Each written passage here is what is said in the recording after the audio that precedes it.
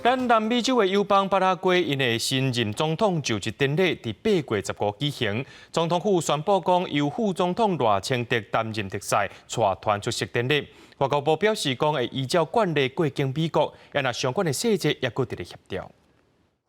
总统特别指派赖副总统担任特使，率团前往祝贺，以展现我国对台巴邦谊的重视。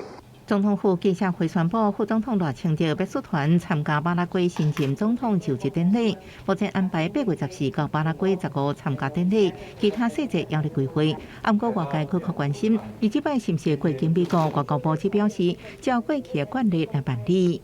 我们去南美洲或中南美出访，以往都会安排在美国过境。我想我们这次也以这个以往的惯例来办理。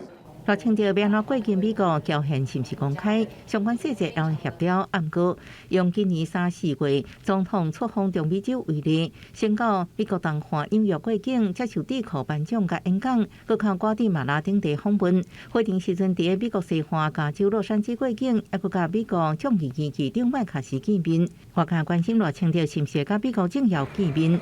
蔡总统4月才访问中美洲，这么才传出年加乐家向中美洲议会提案，撤销台湾的永久观察员地位，互中国取代。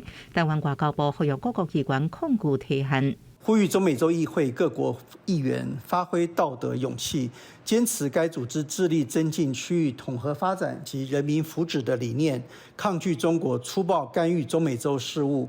台湾伫1999年用永久观察员身份参加中美洲议会，就是为强化台湾甲中美洲各国连结。这项撤销提案按算伫8月由中美洲议会表决，即马中美洲议会成员国只剩瓜地马拉已完承认台湾，目前台湾有13个邦交国。记者综合报道。